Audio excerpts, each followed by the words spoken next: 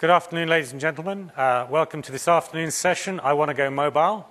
I apologize for the grammar. Before we start, my name is Michael Platt. I'm a Director of Architecture in Microsoft here up in Redmond.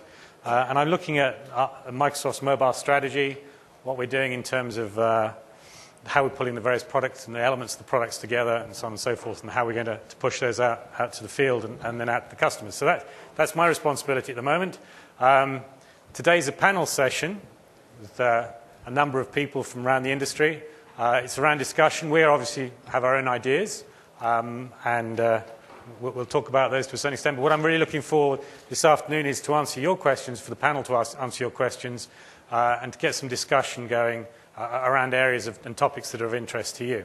So straight on from that, I'll go into introducing each person in turn. First of all, as Eric, and I'll ask each member of the team just to give a couple of words about themselves and what their interests are. So, Eric?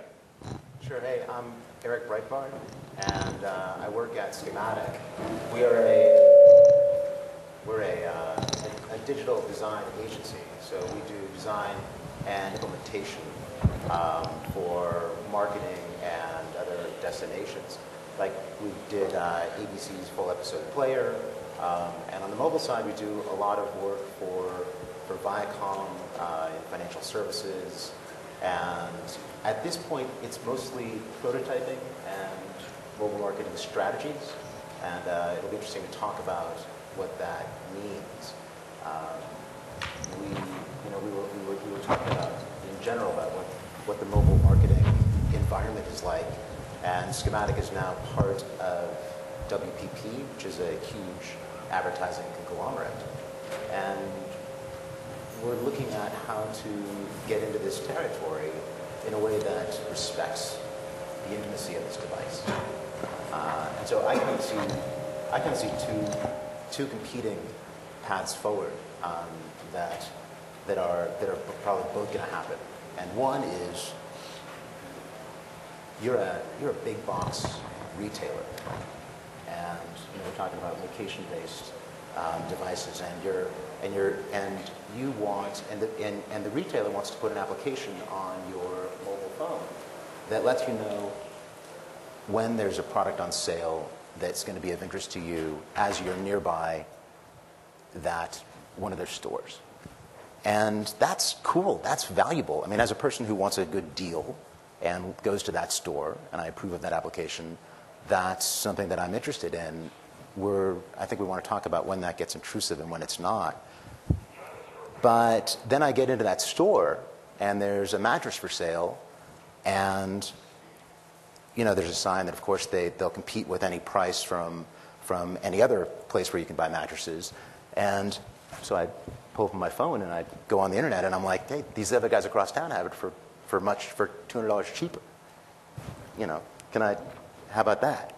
And so those are two kind of different, and maybe they're not competing visions of the way that that mobile works with these corporations. And this extrapolates out not just for retailers, obviously, but in lots of other ways. So that's it's that puzzle and the end value for me as a customer that we want to sort out and provide as we're looking for how to leverage this medium for enterprise and for all of us. Okay, thanks. Next is David Michel. I think is it Michel or Michael? Michel. Michel, right? Okay. So, I'm just going to stand up because I have a hard time talking when I'm sitting down. My name is David Michel Davies. I'm the Executive Director of the International Academy of Digital Arts and Sciences. I'm sorry I have 3 names and a very long title. I'm not that pretentious, I promise.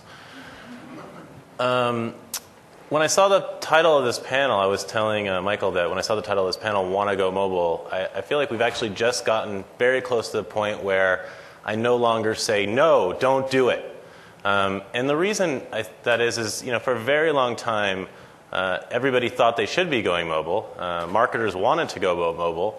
Executives were telling them that they should be going mobile. But then what was actually built was often something that didn't work, that didn't meet an actual need. and that people didn't use. And so then really what was being built was something that people could write about in the paper to tell other people about how cool the project they worked on was. I don't think this is the future of mobile. I think we're finally getting to a point, though, where that is actually changing. And what I just want to briefly talk about is I have 3 slides just to show you some projects that I think are sort of representative of what you can do, what a very small organization can do, or an organization that's not doesn't have a 50-person IT department. Some things that are very simple and easy, and they're not going to be nearly as technical as probably what you're used to, but I always think it's worth exploring the sort of simplicity in the beginning. So the first one is a project done by Seafood Watch. This is a campaign put on by the Monterey Bay Aquarium. Monterey Bay Aquarium is a beautiful museum in Monterey, California. And they have this campaign to help people understand what sort of fish is toxic and what isn't, depending on where they are. They made a mobile site. It's very simple. I think it's a 5-page total site. It works on any browser that can deal with general WC3 mobile compliance standards. And all it is it has the geography of the country broken up: West Coast, East Coast, Southwest, Southeast, North. And if you're in a restaurant, you can go to the website. You can look at what's on the menu and compare it to what they say is, whether that's toxic or not based on the area you're in, and maybe what you should order instead. Extremely simple. Sounds really boring. Monterey Bay Aquarium went mobile. It's a really great example of an organization like that can do that. So the next slide is something called Bloody Legends. This is actually a campaign that was run out of, I believe it's the government of New Zealand. There's a big problem in New Zealand, I guess. There's a lot of drunk driving. And what they did is they explored and they found that it turns out that people really want to stop their friends from driving drunk, but they're kind of embarrassed about the whole thing. They don't want to tell them. They feel bad about saying anything. So this is a sort of a poster, and that's actually a coaster, for beer. And what happens is they would put these up in bars, and if you're with somebody who's sort of drunk and you don't think they should drive home, there's a phone number on the posters, and you can text your friend's phone number to the poster, and a funny person calls your friend a recording and says, this is a very serious message, your friends want you to know. And so all these people, nobody really knows who sent it, there's an anonymity to it, but it accomplishes the goal. Again, this is not a very high-tech organization, but they really looked at why people weren't telling their friends to stop driving drunk, and they solved a problem with a very simple mobile solution.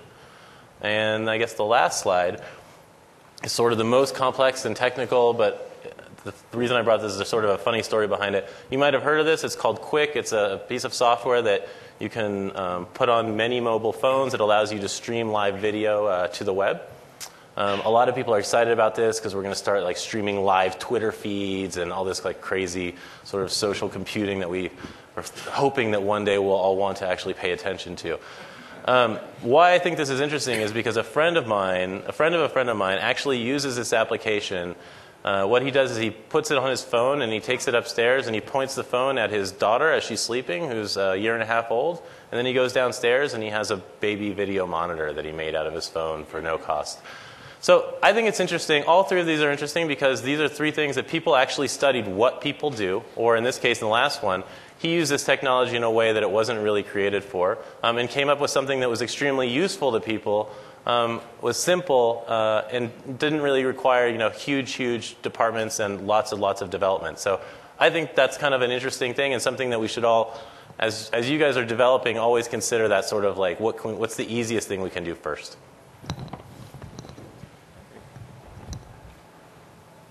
Okay, my name is Lok Wee. I work in developer marketing in Microsoft and in Windows Mobile, developer marketing basically. I'm technical by nature. Spent many years building applications for Microsoft platforms and then moved to mobile. What I work on these days is obviously instruction and education, teaching developers who are not necessarily mobile how they should go mobile, or what are things to consider when going to mobile. There are a lot of things that you can talk about, for instance, infrastructure requirements, what are the data connectivity issues, how about screen resolutions, different form factors. But what I am passionate about is not just using the mobile device as a window to a world, but mobile device as a complement to the world, if you understand what I'm saying. So using the mobile device as a partner, where as a sensor, if you like to take Michael's analogy, to be able to tell where you are, what you're doing, what is the context, what are you doing at the moment, how's your mood, for instance, to do all kinds of interesting solutions or applications that you can create based out of that. So one way is you can build an app on phone, try to squeeze it into the screen that connects to the rest of the world. That's one way of doing it. The other way is having it be intelligent enough to tell you what you like, where you are, who are you with, and be able to react based on services in the cloud and so forth. That's what I'm passionate about. And we worked on a lot of projects on mobile. If you have time, you can come to the device bar. I can show you some interesting technologies that we built using 2D data matrix, using like barcode scanning, but using a camera, and then having to do with augmented reality, projecting 3D images within or using the camera onto real life. So those are some of the interesting things that we've worked on. Derek. Hello, my name is Derek Owen. I'm the president and co-founder of Intercasting. My background previously was in media and technology. I was the COO of MP3.com and the president of Vivendi Universal's Internet Music Group. My co-founder was, in 2002 when we were acquired by Vivendi, my business partner today had the opportunity to drive Vivendi Universal's internet strategy in North America. And so he bought this company called PWS, which was a ringtone provider. And I told him, dude, you're in a pet rock business. This is bad for your career. You shouldn't do that. That pet rock business became a billion-dollar industry. And then in 2004, when we both left Vivendi, we were looking at sort of what the next opportunities in mobile were. And one of the things we saw was MMS. I think there was a statistic at the time that said the average number of pictures taken by a consumer was 12. The reason that was 12 was because that was the amount of memory you had on your camera phone, and you couldn't figure out how to get the pictures off of the phone. And so we set out to try to figure out a way to get pictures off the phone in a way that made sense to consumers. And so in 2004, we started focusing on what we called at the time mobile social networking. We approached Verizon, said we wanted to launch a product. They're like, what the hell is mobile social networking? We said it's going to be big, trust us. And so we went down the path. That product that we launched in 2005 with Verizon was called Rabble. Rabble is a mobile-only social networking product that's currently on deck with every carrier in the US except for US Cellular. In 2006, we had actually looked at where mobile social networking is going, and we saw a lot of the big social networking sites not coming into mobile, and there's a lot of reasons for that. Carriers are hard to work with. The business models on the web aren't the same as the business models in the carrier world. Integration to devices is hard. And so we actually turned our product into a platform product called Anthem, which is essentially a social networking aggregation product. Today, Anthem is live with Sprint, Boost, Virgin, T-Mobile US, T-Mobile UK, 3UK, and Hong Kong CSL, powering about a dozen sites. What I'm excited about is that although social networking is an interesting trend, I have 500 friends on LinkedIn, but I don't know, probably less than 25% of those people. The real social network is the address book on my phone. Those are the people I care about. And a lot of what we're doing as we drive forward, today we work with Brew, J2ME, Windows Mobile, Flash, RIM devices, HipTop, and a little bit of Symbian, is being able to drive that experience of social networking down to the device and actually truly be able to extend communication, because at its core, social networking is communication. The phone, at its core, is communication, and trying to find interesting ways to bring media and share content and drive that to the consumer is what we're excited about and focus on. Thanks, Ray. Okay, so, Chad, sorry. Nearly forgot you. I always knew that having a last name that starts with S always puts me at the end of the line. But I'm Chad Stoller. I'm the Executive Director of Emerging Platforms for a digital marketing agency called Organic. Organic is owned by Omnicom, and it's been in business about 14 to 15 years. As the Executive Director of Emerging Platforms, it's a pretty cool title to have in an industry where people look at titles like that and think it's a really cool job. But it is really cool, actually. Essentially, what I'm in charge of is basically three silos of work that I need to do. One is internal inspiration, which is getting all the developers and all the creatives and all the strategists within my organization up to speed on emerging platforms, new technologies, and new consumer behavior. Second job that I have is client innovation. And what that allows me to do, and it's no secret, it's my favorite part of my job, is I run a small R&D rapid prototyping lab. So what we do is we take ideas that we think are interesting, or we leverage new opportunities that are available to us, and we demonstrate our thinking, and we demonstrate opportunities for our clients. We were talking earlier, is that it's one thing to go into a meeting and show somebody something on a slide, but the reality is that if you can put an idea in somebody's hands, chances are it's going to go somewhere. So what we like to do is we have rapid development schedules, we build tools, and we show them to our clients, and we show them to the media. And what happens is it turns into a great expression of our ideas and also our understanding. Third thing that I do is I basically represent organic when it comes to the world of media, and also the developers, and essentially work with as many people as we possibly can to kind of figure out and formulate our approach to how do we leverage new technologies for our clients. A lot of people and a lot of companies have very different approaches towards how you use new technologies, but what we like to do is we like to use new technologies and figure out ways that they can still help to solve old problems. It's one thing to live in a world that's this small and cater to the 11,000 people that might jump onto a trend, but what we like to do is we like to look at all these new trends and figure out which ones really have the legs and that are going to get out there in the next 18 months and get ahead of the curve and get our clients some early mover advantage. Everyone here has said a lot of great things, which I totally agree with. Some of the things that we're really interested in is obviously, we really look at the collision of social media and social networks. We certainly have a lot of our views as to, I personally think that, I think Facebook is a wonderful tool, and I think that MySpace is a great tool, and all of those sites are out there. But I truly believe that they are opt-in social networks. They are not true social networks. So going back to you, when saying that your best social network is in your address book, I couldn't agree with you more. We have a really strong point of view about that, and we're taking that, and we're also looking at location-based services and figuring out what does that mean in a mobile environment. So what's really nice about this panel, and going back to what you said about I want to go mobile, I believe that too. A lot of my clients want to go mobile, and we want to see them go mobile, but we don't want them to take their websites and put them on a phone. And we think that's also a real flawed idea as well. It's really understanding, organic always takes a real empathy-led approach to everything that we do. So what we like to do is we like to study consumer behavior. We like to see how people want to use their phones and then figure out for our brands, how can you develop something that's going to get into their lifestyle and you can become reliable by giving them access everywhere and anywhere where they are. So, thanks. Okay, thanks, Chad. So, quick wrap up, and then I'm really happy to take any questions. Really wanted to get discussion going. There's obviously a lot of stuff around social and social interaction. There's a lot of stuff on. Let's not think about the mobile as a shrunk down desktop, which actually I sort of agree with. I think there's a lot more opportunity than that because the phone is with you all the time. And then there's a whole load of stuff around using the phone to control devices around you and so on and so forth. I don't know if anybody's ever seen it, but I've actually got this is a Bluetooth watch, for instance, made by Fossil.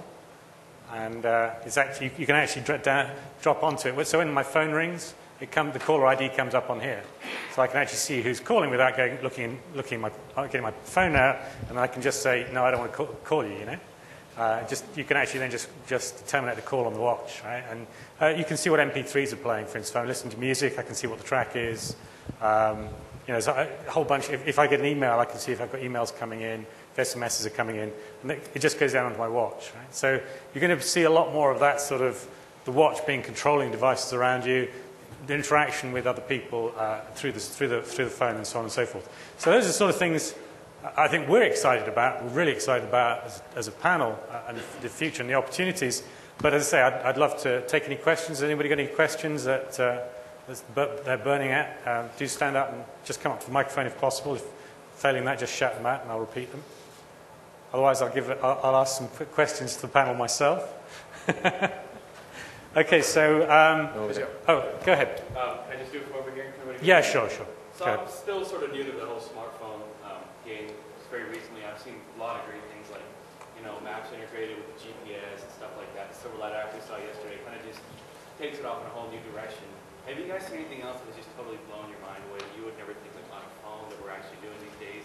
I mean, 2 years ago, I wouldn't think that, GPS is following you everywhere and showing you, where you're at, integrated with all these, map storage online with Windows Live and stuff like that. Anything else that's going to just caught your eye that you're kind of hoping we go towards, like other innovative things like the program yesterday? I'll throw one thing. I think it's interesting. The smartphone market's an interesting thing because, like a lot of us here, probably use smartphones, but mass consumers don't. They use the cheap free phone on Verizon and Singo. So I think that's an important thing to think about in terms of the development of market from a mass perspective. But on the smartphone specifically, I think stuff like iScoot is phenomenal. It's basically a Skype client on smartphone, so it allows you to use GPRS or Edge or whatever, or Wi-Fi to be able to connect to your Skype address book over your smartphone. I think that kind of stuff of looking at how converged networks and multiple WAN connectivity is able to be extended from the device in different ways, that's probably the coolest thing I've seen in a while. I think that although it's not necessarily a new technology, But I think what Google did when they launched Google Maps Mobile for the BlackBerry client, as well as I think there's also a Java application that runs on other phones as well, which essentially will do location, will serve you the location based on its best guess, but based on the cell tower data that's out there. Now that's not anything that's new. There's been a lot of projects that are out there. In fact, there's a couple of APIs, and Yahoo just launched FireDog yesterday, which is going to be another service that lets you use all of that. And I think what's great about that is that all of a sudden people then get it. You know, like maps are complicated. Like location-based services is one of the most complicated things in the world. It sounds so easy. It sounds really easy to say, okay, you're on this corner on 37th Street and Broadway in New York City. Okay, simple. Okay, show me what businesses are around me. We always think about things as we're looking straight ahead, but when all of a sudden there's a 28-story building that has at least 20 businesses on each one of those floors, all of a sudden you're completely overwhelmed. So what's really, really interesting is that looking at the new ways of which we can not only pinpoint your location, but now contextually serve you what we think that you're looking for.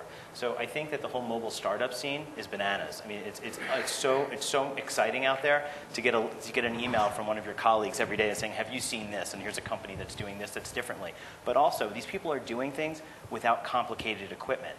Like, you know, you always have to develop for the freest phone available, right? Because that's the only way you're going to get scale. And ringtones are a great way to do that. But when you're looking at things like, you know, GPS-based phones, there's not a lot of them out there. Despite, it's like, let's all accept the fact that we live in a very insular world, okay? How many people here have a smartphone? Okay, let's go, you know, now let's go out to the casino floor, okay, and ask them how many people have a smartphone. You know, we don't have those. So I think that anytime that you see innovation, something that's like a very sophisticated idea that doesn't rely on sophisticated equipment, that's the stuff that really surprises me. Can I ask another question? How many people have used their smartphone as a flashlight? Yeah. This is my new. Of course. Yeah, right. Yeah. And I just sort of, I mean, I think it's a real question about where innovation is happening and where there are new applications that open our eyes to the possibilities. But going back to something that David said about it's just the way that people end up using these devices because of their ubiquity and so many people using them. It's true for everything that's invented, but when people get a hold of it, it becomes something different. It seems even truer somehow for mobile applications. I agree. I mean, I think I think it really, in the end, the innovation right now for the next 5 years is going to be coming from people, just because for so long people really haven't had that much access to these tools. And it's kind of what I was saying before about it's finally okay to go mobile because people I think are actually ready for it. But another example, just to get back to your question, which that I thought was amazing, was the Twitter Google map of the political convention. I don't know if you guys saw that. It's not necessarily. Did people see that? Essentially, Twitter and Google Maps hooked up, and you could Twitter your impressions of what was happening in the presidential race. And you can go to you can go to use your PC. You can go, and all those comments start appearing in a location-based way. So you can. Some guy from Alabama thinks this, and it goes over to the guy from Pennsylvania thinks this. It's not something you would look at your mobile phone, but it's something that you send from your mobile phone, which gives it a location of where you are and puts it on that map. And it's actually technically not that complicated, given that both of these pieces of software exist. And there's lots and lots of people are using it and watching it, and it really comes from a need that people have and an interest they have, as opposed to something we think that they need. Yeah. On your question about games, I can be a little bit more specific. There are three types of games that really interest me from a mobile perspective. The first one would be the device, the capability of a device. So for instance, like an iPhone, they have an accelerometer, they make great games. For those phones that don't have an accelerometer, they actually use the camera. So we have a game called Lawn Darts, where you can actually swing the phone like that. And based on the camera sensor, be able to use that as a mechanism for gameplay, which is pretty interesting, right? That's the first one. The second type of games that will be very good is an extension of an existing game. So for instance, if you play World of Warcraft, I'm sure at least somebody here plays World of Warcraft, right? No? Great, I'm the only geek here. Okay, anyway, so you have this massively multiplayer online gaming environment. You play on a PC, you play on a console. Great experience. Don't try and shove that whole game into the phone. That's not going to work. Take an extension and say, okay, in the game you fight, yeah, you go questing, you do crafting, you do trading. Those are the very active things that you can do online. So why don't you bring those to the phone? So imagine if I was commuting back home, I can be chatting with my friends, they are playing online. I can be doing trading. The trade comes in like an eBay trade to sell my magical sword or whatever. It comes into my phone. So it's a complement to a game. That's the second kind of game you want to see.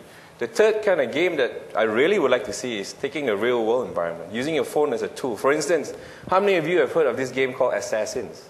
I mean, it's played very well in San Francisco and those places where you register on a website and, okay, then you assign a target. You're supposed to locate this guy and then either kill him with a water pistol or something, right? Now, you can do that with a phone. Why can't you do that with a phone? Take a picture, upload that picture, and then it assigns you another target. So a phone as a complement to a real-world game. So 3 things that would really be interesting that you can make use of mobile devices.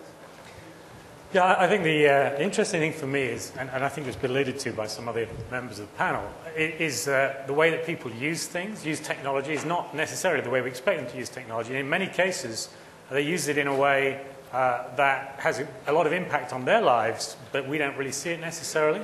And that can be a very simple piece of technology. I think we've talked about location services, and those are great. But actually, as somebody said, the vast majority of phones out there are standard feature phones, which just do audio.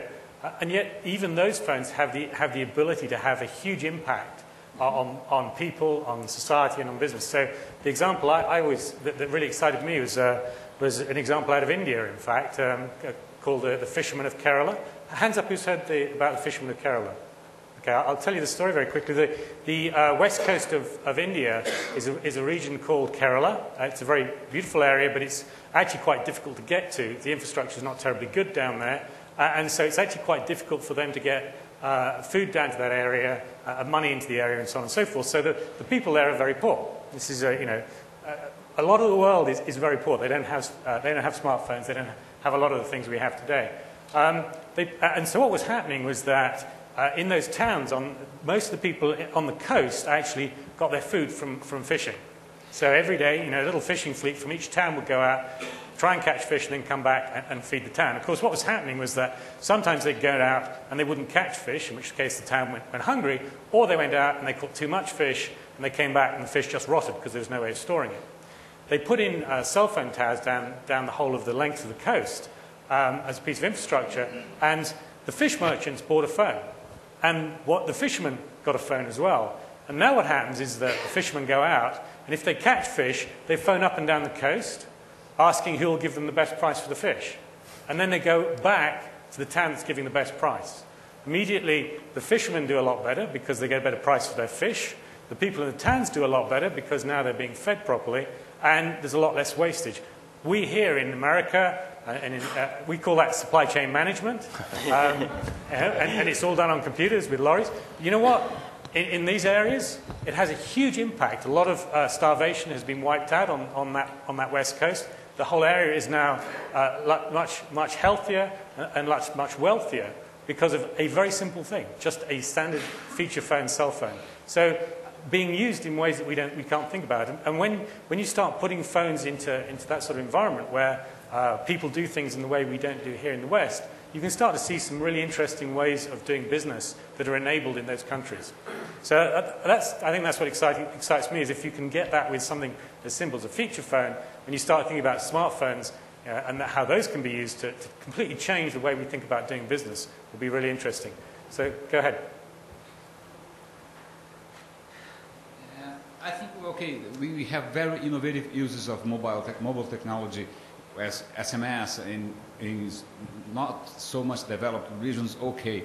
But in terms of trend, now most phones, most of the newer models, they are always on. So I think there's a certain challenge because from my desktop, I can step back. I can close my eyes. But a cell phone is pretty much like my ears. I can't stop hearing things. So because I have my cell phone all the time and it's always on. So the trend, if you don't do anything about that, it's going to be like a tsunami of emails flowing into it's like a open faucet. So how we can, I wish my smartphone was smart enough to filter what's really relevant. I know there are some really nice smart applications like alerts from I can, like Yahoo. Yahoo has a lot of nice alerts, so I can choose if anything happens. If I get an email from my boss, I get an alert in my cell phone. But I would like you to talk a little bit about this scenario. Thank you. You go ahead. Yeah, as I was alluding to earlier, where, I truly believe, and I think that this is certainly, and obviously there's Microsoft people here, but I think where MSN wants to go, where Yahoo wants to go, and Google wants to go with Gmail, which is if you can start really looking at your mail, and I think Microsoft's probably, have anybody here used Zobni yet?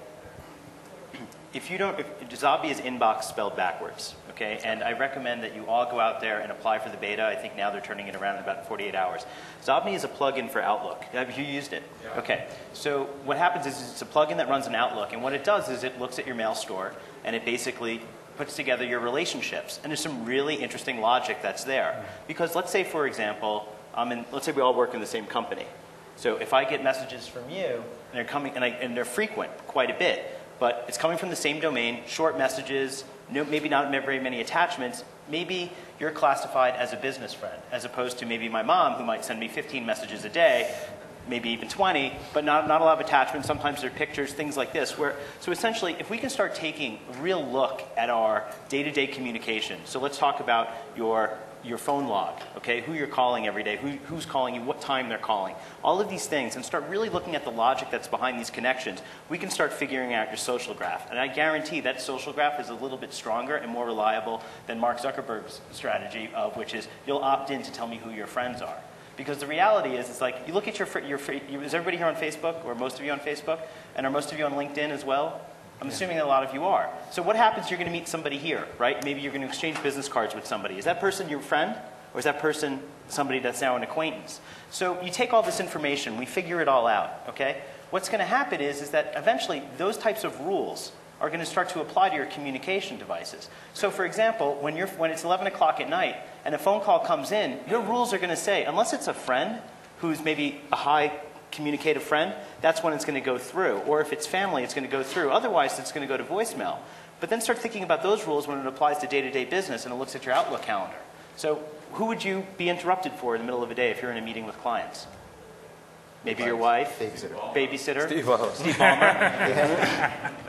So those types of things, you'll be able to set those rules. So I think eventually what we're looking at, and I'm sorry to get at this in a very long way, is that you're going to start prioritizing what is important to you. And by setting those rules, that's going to start influencing all of your communication devices. Chad, the question was also asked about brands. And I agree with everything you said, but I would actually extend what you said to apply to your relationship with corporations. Right.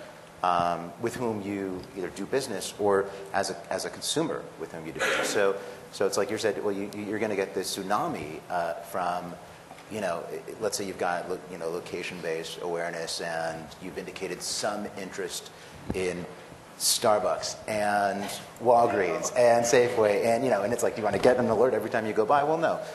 Do you want to know every time, like my kids' size diapers are on sale at the grocery store I go to? Actually, yeah.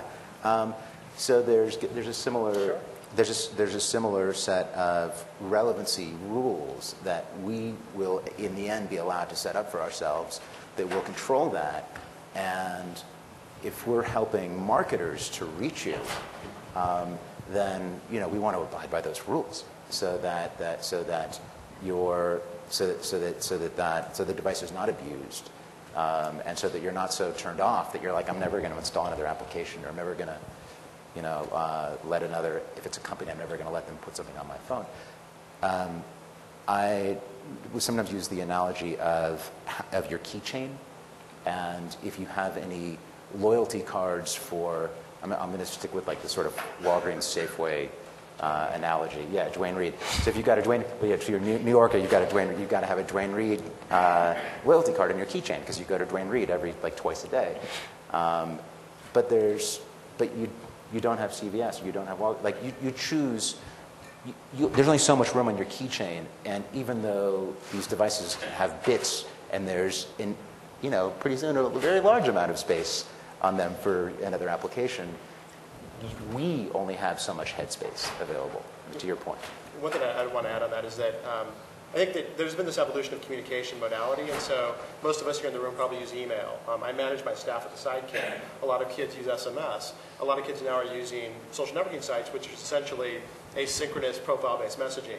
I think there's a stat that came out in Pew that was kids today, 13 to 17, check their email once a week and their Facebook profiles 10 times a day.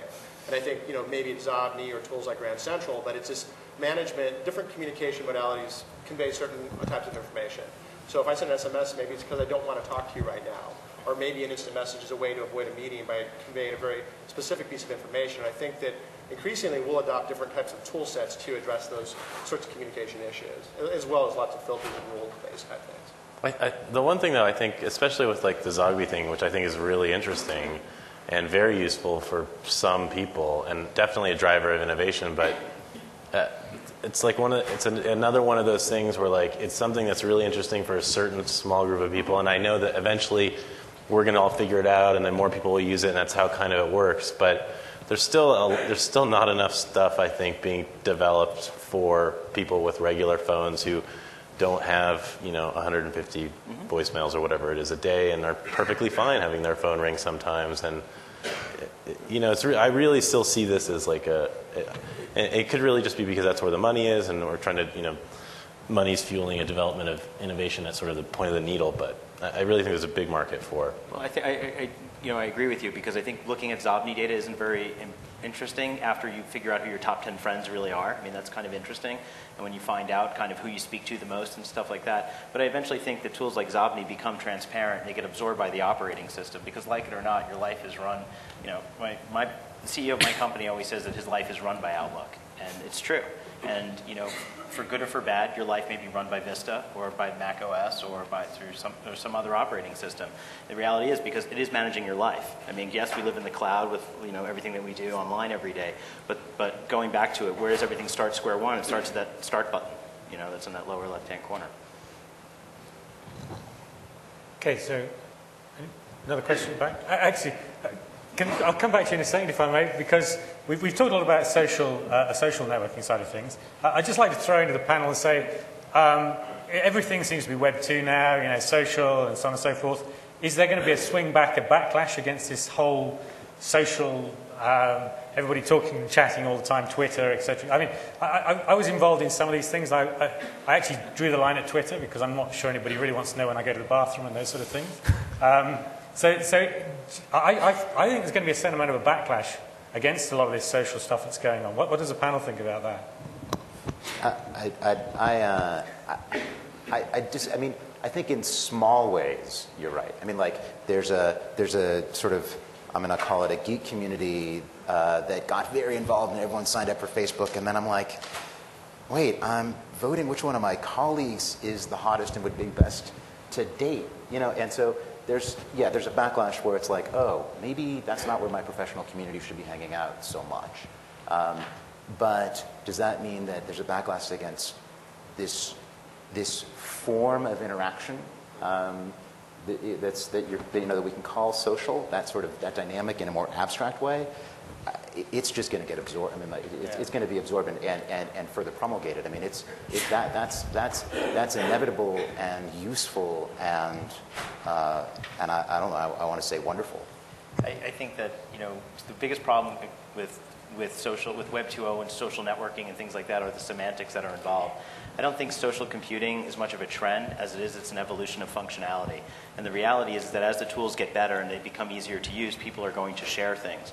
One of the biggest, I get involved with a lot of clients. It doesn't happen as much anymore because I think I've now seen them all and had to sit down with them, where they can't come in anymore and say, we want to build a social network, because they just have all these words and they assemble them, and you're just like, no, you don't, and then you can say, well, here's our social strategy, and they'll say, and I have a very big financial client, and they'll say, but we don't want people to know who each other are, and I'm like, no, just because it's social doesn't mean that. It simply means, like a simple social tool, and in bare essence, was this page helpful for you? Because what's happening is that the community is allowed to contribute to the greater good. And I think that when it comes to Twitter, I agree. I think people jump on things and they overuse them. And what happens is that then their functionality or the relevance kind of expires. But what happens is it's nice to know that Twitter is a mobile broadcasting channel that's available to me anytime I need to use it. I don't use it every day. I use it for like when I'm walking around the casino floor in Vegas and I see fanny packs. I think that's kind of fun to tell my friends that I've seen more fanny packs than Velcro sneakers today, because I have seen a lot of Velcro sneakers too. Velcro sneakers. But you know what I mean? And so you would get a laugh out of that. Like I have a very good friend who's a reporter, and his Twitter feed to me is one of my daily reads now at the end of the day, because he's just like writes the snarkiest comments about the industry that I'm in, and I kind of really enjoy that. And to me, that's my gossip page every day. So. It's sort of also like under the radar too. It's like how like political candidates send out like the really harsh negative stuff they send out through the mail, because for some reason that doesn't ever end up anywhere, and like that's kind of Twitter is too. Like. So the gentleman at the back had a question. Yeah, hi, good afternoon. I'm just interested as mobile phones become next G, 3 generation. There's also going to have a lot more broadband capabilities. What do you think the application is going to come out for this mobile world, broadband?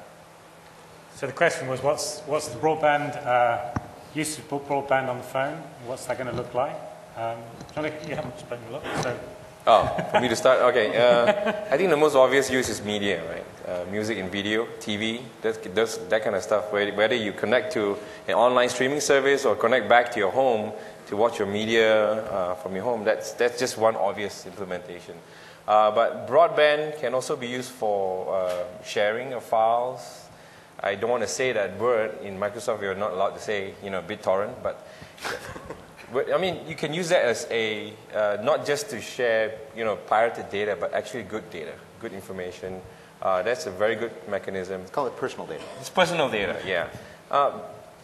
Other things for broadband, well, you will see the broadband increase more and more to the point where you can even have live camera feed from one device to another. Nowadays, you even have it in 3G, right? You have video calls from one person to another.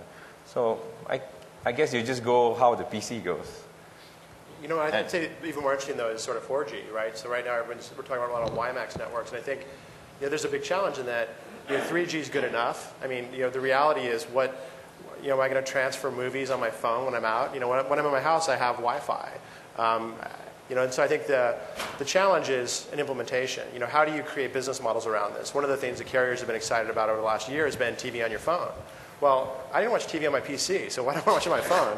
I'm not really sure how that use case makes sense, and I'm not going to pay $100 a month for that. And so I think 4G is even more problematic in that your entry price points are going to be $200 to $400 per. And so, I take the train to Los Angeles from San Diego a lot, and I use my eVDO handset, and I feel like I'm at the office. So why would I want to pay 2 to 3x to download large videos? I mean, it doesn't make a whole lot of sense. I think the issue around the 3G stuff is how do you get to critical mass and have the right use cases to actually drive broad adoption? And I think ultimately what happens, on the digital music side where I came from, everyone was about, it's going to be original content or exclusive content or programming. The most successful things in digital music ever have been swapping files. It had nothing to do with programming or anything else. And so I think the ultimate consumer use cases will bear themselves out, but how the investments can be monetized in the near term and how demand can be created is a real problematic issue, especially when you look at the 4G stuff specifically. I think that the easiest thing to look at, I agree, video conferencing, those are certainly things that are going to be big drivers. Going back to also the story, that you were talking about, streaming of a baby monitor, rethinking a lot of those things. And what's kind of interesting is I actually recently got involved with buying a lot of X10 stuff, which is a completely amazing web experience. Like, you feel like you're being ripped off at every minute, but it's cool because it's like all the things you can do in your house. And you have all these cameras that you can now put in your house. And the whole idea that they're all centralized on a website. Well, I also think about home automation as being a big part of 4G. I think of it as also as home management. But I also think distributed media really starts to make sense. I'm a big Slingbox user, especially during baseball season. I travel a lot, and I don't want to pay the fee to watch like crappy ML. Well, it's not crappy anymore because it's now all powered by Silverlight, by the way. So I'm looking forward to a great summer. But I use it a lot, and one of the promises that Sling has put out there is that there's going to be a BlackBerry-based Sling player, and for me that's going to work out really well because I don't have a 3G phone. So I'm looking forward to things like that. But the other thing which is interesting is that before I came here last night, I was home and I had like 30 minutes where I had to leave. And I wanted to rent a movie to play on my iPhone. And that's like, you can't just do that. That's going to take, I mean, it probably takes about an hour by the time it all downloads, and then about another 15 minutes for it to sync up and everything like that. I don't think that that's a very compelling story. So I think about how can I watch a movie starting at home and then resume it on my phone? So I think you're starting to look at, you know, different ways to kind of consume media. Like, I'm going to start it here, move it here, you know, so. So, go ahead. Yeah, I'm just bringing the perspective from a country with pervasive mobile broadband. And I think you're being overly optimistic. The infrastructure that the operators put in is the cheapest possible. Even in London, where we've got 7 megabit per second HSUPA connections, there's only 1 to 2 megabits per second uphaul from each of the cells, which means you're never going to get the full capabilities of the device, and you're sharing that bandwidth with everyone who's using it. So all these visions of mobile video, pervasive file sharing, that sort of thing, they're not going to work. The killer app for mobile in the UK and Europe is location and search and mapping, finding where you are and tying things into location. Anything else is overly ambitious and will be stymied by the penny-pinching antics of the operators.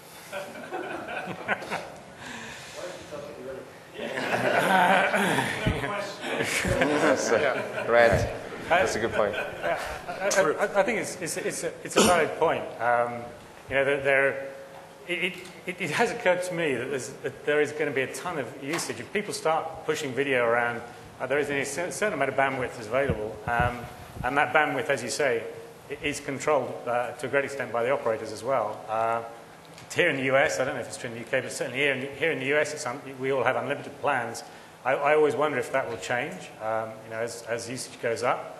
And clearly, there's a lot of throttling that goes on as well, back on the back end, at all sorts of strange times, which again is less than obvious. So anybody that's used the system here will notice the difference. I actually listen a lot to stereo. I have a stereo Bluetooth headset, so I listen to MP3s. Just walking around here, it's interesting how often my Bluetooth is dropping out as it's syncing, as it's researching for another frequency. With the amount of Bluetooth activity, obviously, that's going on just here in the hotel. So I think it's going to be interesting to see what happens when we get to limitations around the bandwidth. And what Wi-Fi, WiMAX is clearly one answer to that.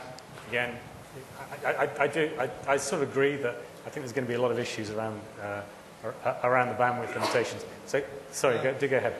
Yeah, Gavin Hood here. I'm from Australia, so just thought I'd back up my colleague from Britain, where in Asia Pacific, it's the establishment of broadband networks has been a little ahead of the US. And having lived in North America for a number of years and returned to Australia, I watched our family actually become immersed in this new technology.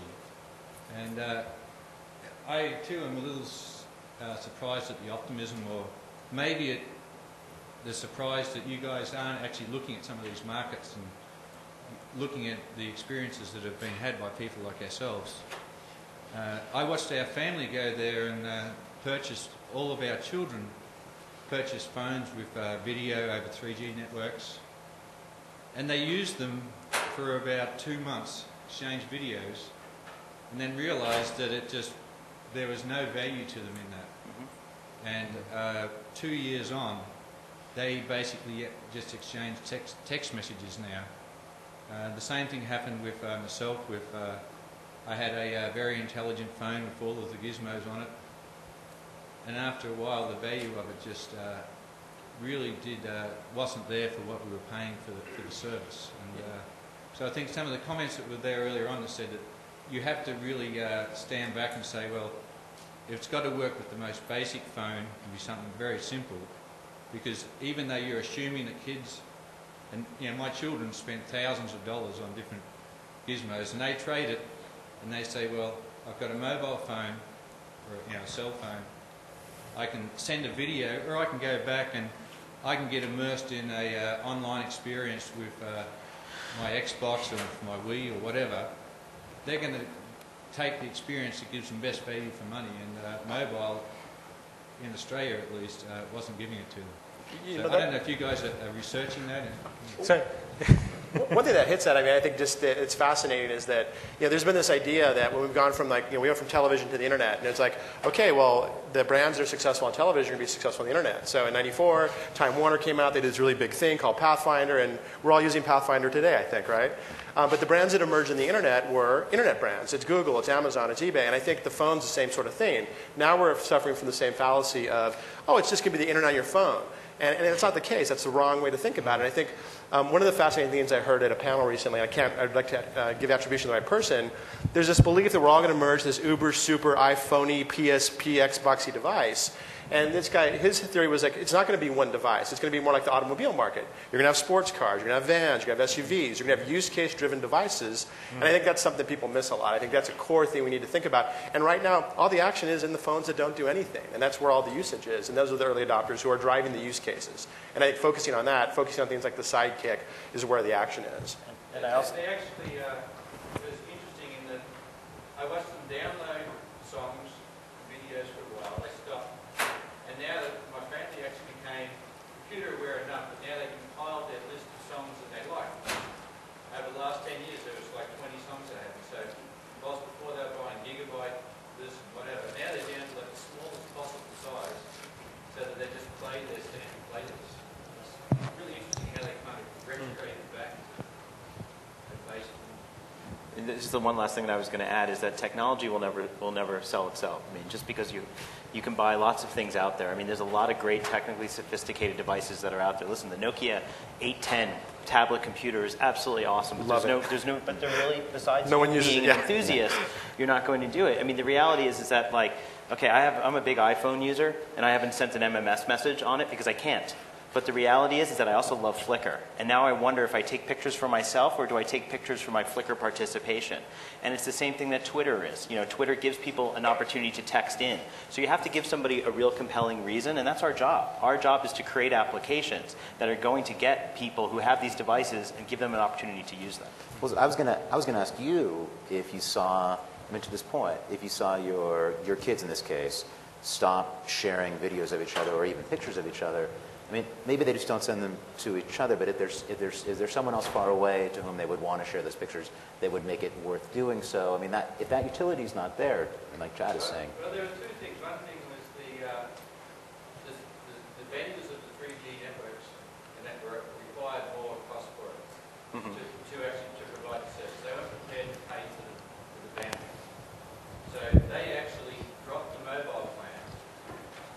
And like our children, like most people in this room, they go through phones all the time, and they ended up just ditching the entire phone as well as the plan and going to these other phones. And they would then, rather than send videos, they would take some pictures, but it would be infrequent. And it became apparent, though, that they would use iPhones, competing technologies, to say where they felt the value for money was. So it was fairly soon, the wow factor went away very quickly. And they found other ways to communicate, whether it be on internet-enabled iPhones, that type of thing. Some of them went to that, others just went back to their PCs, and as I said, others just went back and just compiled playlists and really didn't interact other than with technology. Yeah, one of the reasons is Australia has no unlimited data plans, right? Everything is all by per kilobyte. Well, they have plenty of capability, but it doesn't matter if you've got unlimited data. Eventually, somebody pays for it. Yeah, that's true. And the thing is, it was noticeable that they went back to things like Facebook and that as their mechanism for collaboration. So you might say mobile is like a new domain, but it still competes with other forms of community. Okay. Let's take another question. Yeah, this is a quick one. I just was looking around the room. I know this is a I want to go mobile session. And I think we've got someone that just want a brand new Windows mobile device that's in here. If you guys are caught wearing a Windows mobile beret, you're eligible for winning a device. And today, this gentleman right back here got caught wearing his Windows mobile device. Got one. Right here in the Windows mobile session.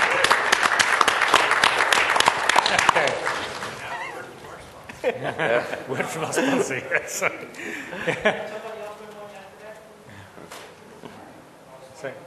Yeah. So go ahead. You didn't win. You have it on the hat, though. Quick question. Sort of changing the topic, do you see mobile, replacing pencil and paper in business applications? And if so, how do we help sell that to management? My example is we do collection of maintenance data down on the shop floor. And we were just, and we've tried to do the tablets, and management won't pay the money for them. We've tried to do the handhelds, and you have to recode other stuff for them. But everyone has a phone nowadays, so if I send a maintenance guy out and he has to record that he added 30 pounds of Freon to the refrigeration system to comply with EPA, can I just have him phone it in, and it goes right on to our SQL database? And how do I sell management on that? And do you see that as an emerging trend? Can I answer this? Yeah, Actually, it was just I just saw something really fascinating. I'm going to forget, but a group out of MIT is doing a project in sub-Saharan Africa where they teach African students how to write SMS applications in 3 to 5 days. So they have a workshop, they bring them in for 3 to 5 days. And a lot of these students have gone out, and specifically one of them was somebody who collected data for about malaria in his region. And I think the guy was telling, in the space of 2 to 3 months after that, something like 70% of the collectors were using this SMS application. And again, it was super simple. It was like he would go, he used to have the hand slips, he used to collect them all up, bring them back. It would take a while to process the whole thing. They wrote this application in 3 days, very simple, using SMS. So I definitely think it can be done. But a lot of times it's like these people needed this. It was really, really important for them. Sometimes in this world, some of those things make things more efficient, but they also involve a lot of change inside of a large organization that maybe isn't really ready for that change. But I think eventually your organization or whatever will definitely need it. So I definitely think those simple things are really sort of on the horizon. It also depends on what kind of data you're collecting, right? If you're collecting drawn, handwritten kind of data, then it's going to be difficult to replace a pen and paper. Whereas if you're just collecting numbers, something that you can do by pressing buttons, then that would be maybe an alternative to do, right? So I've done a little bit of mobile development in J2SE, and it was painful, especially coming from C#, really painful. One of the biggest negatives for me with deploying an application is that to install it on your phone, you're installing an application, the security issues you need to tap away.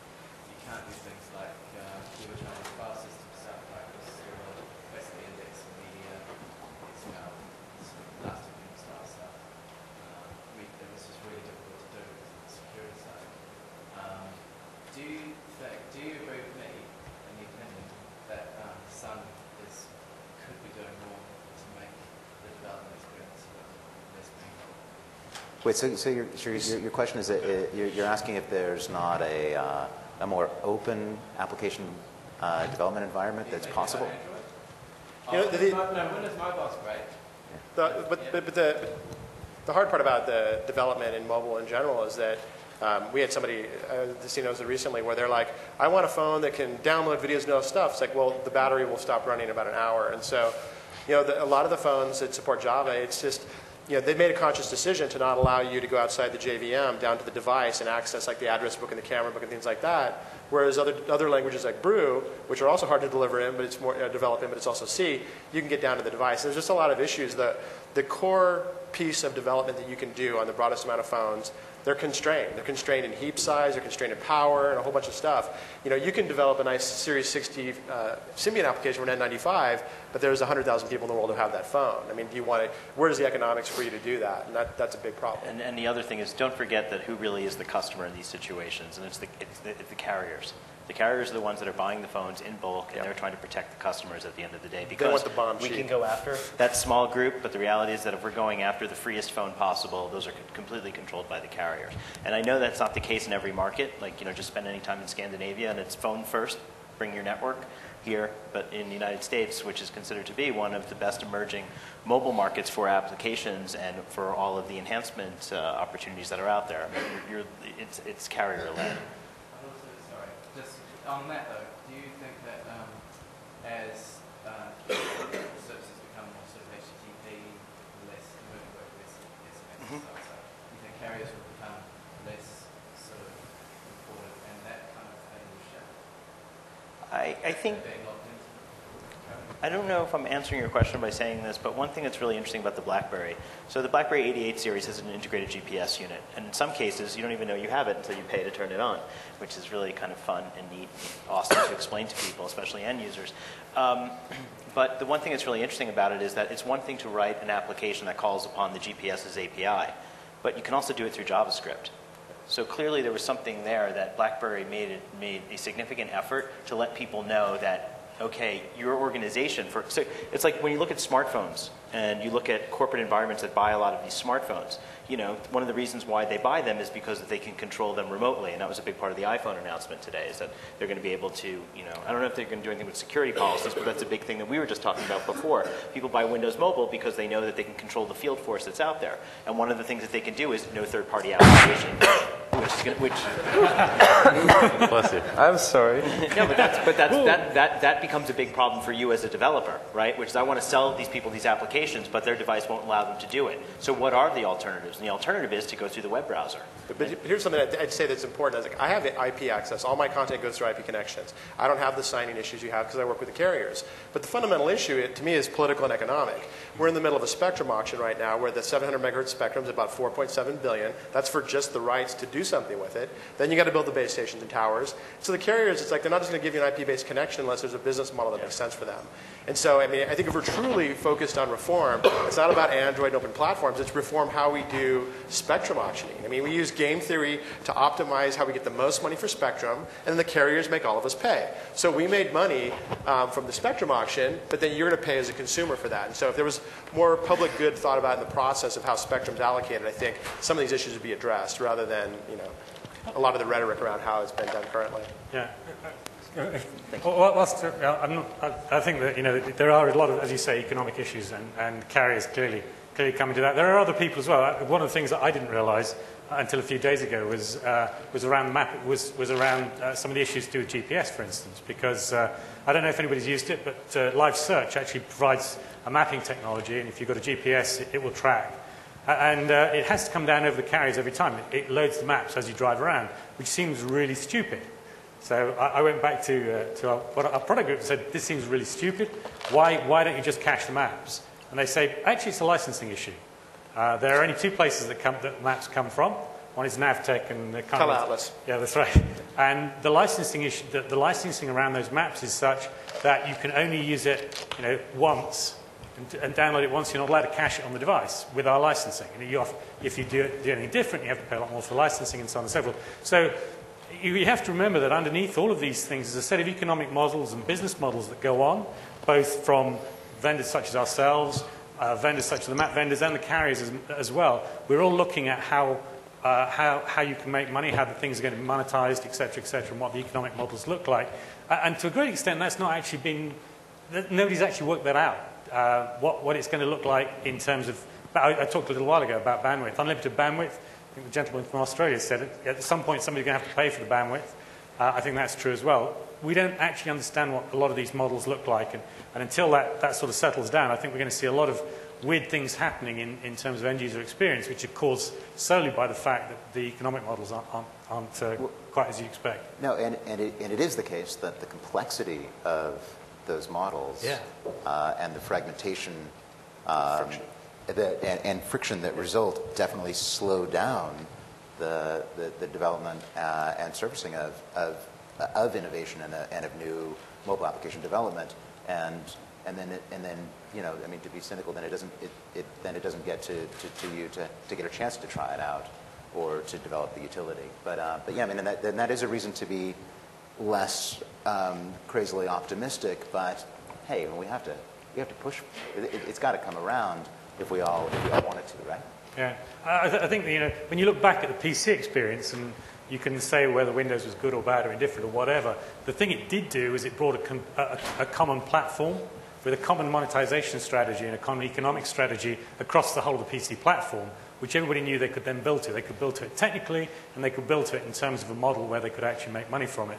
And that, you know, we don't have that today in the mobile space. So go ahead. Sure. It's Alan Locke from Yellow Pages Group in Canada. I mean, we in Canada, we have developed a lot of mobile applications for the mobile phones and through different channels such as SMS and IM and voice. But I want to hear what the panelists have to say about where is the next generation mobile applications going to reside. The problem with the current web phones today is, do you expect a user to actually type in a long, complex URL on a 10-digit pad? And the answer to most questions is no, unless you're featuring on a browser, in the home deck on page 1, your website's not going to get any exposure to anywhere unless you actually own a smartphone. So the only way anyone can actually promote their application is to piggyback themselves onto another existing transport that is easier to use, such as two-way SMS or IM or something else. But where do you guys see the next generation app transport, and where ultimately will any of the mobile application developers will actually succeed? I mean, I think that we were just actually talking about the answer to that question, I mean, it's a good question and it's still very relevant, but the complexity of the marketplace that we're describing and the fact that you need an OS manufacturer to be behind your application for it to be installed, and then you need the carriers first and foremost, at least in our environment, to be behind it, and then it would be helpful if you had an aggregator. So by the time you've worked through that stack, it's definitely a tough environment. I mean, more power to the people who are making that happen. But you'll see, I think where you're going to see the innovation in the near term is, and WAP's a great example, like the WAP media experience. I go to a web browser, I go to a page, click on video, WAP browser suspends, media player opens, play video, close media player, open WAP browser, navigate back. There's no cut and paste. And I think where the carriers are going to focus on innovation is stuff like on-device portals and active UI. And I think if you look at what's been real successful in the U.S. on the marketing side, My Circles from Alltel and My Faves from T-Mobile, which is just it's a marketing plan today. They elevate 5 people from your PIM, and that's sort of where your desktop starts. And there's no way, you don't have to click 3 times to get the address book. Well, that's great, but how do we take it to the next level? Well, there's my phone number, here's my email address, oh, here's my Flickr photo stream, oh, here are my blog posts, here's some friend requests. I think you're going to see that innovation happen sooner rather than later. I think a lot of carriers are focused on that. I think the OEMs are focused on that. But then you have a whole lot of issues around data normalization. How do I, invite Lonely Girl 15 as my friend on MySpace into my address book on my phone? There's a lot of technical issues. But I think you're going to see people focus that way. I think that's probably the easiest place for them to do that, short of redoing how the OEMs do their handsets, how the networks get redeployed, things like that. I think that's probably the best, earliest place where action's going to happen. One thing to look at is there's a recent launch by the New York Times research group called Shift-D. If you guys haven't seen that, it's pretty interesting, because it's one of these things where it's not breakthrough technology, but it's real simple, right? Because it appeals to the notion of how do I take information that's on my desktop and move it to my phone, and vice versa. How do I share? Like, for example, you're running out, you got to go to a restaurant. You look it up maybe on MSN Maps, right? That's the right thing to say. You go to an MSN Map, you copy and you paste it into your Shift-D on your Shift-D page, but then when you go to your phone, there it is. So think of it as your new notebook. And those are the kinds of things that tend to work with how are you going to start moving URLs into the phone. Because I agree with you. In fact, I just did a program for a travel company for mobile enrollment, to a loyalty program. And the biggest, it's all SMS based, but the biggest feedback that we get is people don't know where the @ sign is or where the dot is. Now, and that's kind of a complicated thing. If people don't on these free phones don't know how to get a dot in, chances are they're not going to be able to enter a URL. So, the programs that we use is generally start with a shortcode, push them a URL, and it works. It works. That's what the entertainment business does. Every time you see a billboard in a major market, and it says get alerts to know when this TV show is going to be on the air, just send it in, and then they push you something back to register if you want more information. That works. That's the best way, because once I know that somebody's engaged with me, then we're always focused with how to make the shortest experience possible, because those are people that we don't think are interested in what we want to tell them. But if you say, I'm a hand raiser, I want to know more about this television show, it's okay if I send you 2 messages, because the reality is I'm going to deliver an experience for you or make good on a promise. And remind you when this television show is going to be on. So that tends to work a lot. Okay, thank you very much. Okay. I'm sort of curious why people like yourselves involved with mobile applications don't really talk much about IVR kinds of applications. About what? IVR kinds of applications, which sort of relates to IVR. Yeah. We built, a few years ago, we built a game that ran on the Reuters sign in Times Square that lets people race a car using their phones. And I thought that was like really would be kind of popular, but it was popular with people in Times Square, but it never went anywhere because it wasn't like cool. But companies like Viacom, MTV, we do some stuff with MTV Trace right now. They're doing text to screen. So, I mean, it's a really great concept. I'm at home, I can text something, I see it on the TV. So they're experimenting with stuff like that. I think it's still fairly early, but they do like the response rates and things like that. I mean, I would say that show me a sign in Times Square that actually does sell something. I mean, the reality is that you're in Times Square because your competitor is, and then the next one is, and the next one is, and it's like, oh my God, there's a big sign, get it before, like listen, I work for Daimler Chrysler, right? Every sales pitch starts with, if you don't buy this, Ford will, right? I mean, because that's generally what happens, and the reality is that Times Square is just an advertiser's playground. And a lot of people do some really innovative things, and I don't mean to say that they don't fall short on delivery, because when you program something for Times Square, you're just trying to get a piece of that engagement. Well, that wasn't really my question. My question is, why aren't people looking for what really does work on the lowest common denominator? There is a company called Single Point that does a lot of IVR stuff for a lot of the media companies. It's real successful. It works really well. There's not a whole lot of room for a whole lot of players in those markets, so it fragments to a couple people pretty quickly. There's another company called Tell Me. Somebody bought them recently. Yeah, I wonder. I can't stand talking to them. Yeah, actually, if you look at Tell Me, has anybody here used Tell Me at all? It's actually, it's very powerful, actually. I was quite surprised. But it depends where you are, I guess, to a certain extent. I think I agree with you about the voice thing. I think it is very undeveloped. And actually, even the simple stuff, that like using voice recognition for phoning numbers, using the phone today actually is quite a painful experience when you look at it. It'll recognize it, and so one of the things that annoys me, for instance, is that I can say voicemail and it will dial my voicemail, but then I have to get my phone out to type in the numbers, which seems really stupid. So I think there's a lot of stuff. The trouble with voice is it's got to be the whole experience end to end. It's all got to work, and that includes a reasonable amount of fairly good recognition as well. And if at any point you break that chain and you make somebody get the damn phone out of their pocket, then it sort of rather ruins the whole experience. So I don't really understand why there's not been as much focus on the voice side of things as there should have been. And without that focus, it's a bit of a chicken and egg thing. Without that focus, you don't get a good enough experience to make people want to do it. Do you see what I mean? That's what I think, anyways, from the experiences I've had. I mean, I think voice is the greatest interface that's available, right? It works across all platforms. And the reality of IVR, what's interesting about it is that when people sit down, they want to have a mobile experience. And I always think about what's going to compel me when my flight is delayed to take out my phone, and I've read all my email already. There's nothing new on my phone. It's kind of hard to either want to speak into it or to listen to something and be pushing buttons. And I know that that might not be what you're talking about, as well as maybe the voice is. It's harder because you can't. Yeah, you know what I mean? Because it's like usually, you're on the phone like this and you're pushing buttons. I mean, so it is one of these things where you're disrupting the experience a little bit. But I also think there's something about like one thing that's really weird for me is like if I'm playing my Nintendo DS and then all of a sudden the game wants me to speak in public. Like I'm on the subway and all of a sudden it's like, okay, now you have to blow out a candle. It's like, is anybody looking? And you're like, into the microphone. Or you have to speak, or you have to bark like a dog, like in Nintendogs or something like that. And it's like, it's a little weird. And I think with mobile phones as well, it's like I'm sitting there, I kind of want to read stuff and I want to be able to hold it away from me and all that type of stuff. So I think in some cases it works great, also for very immediate information, like flight delays and stuff like that. Okay.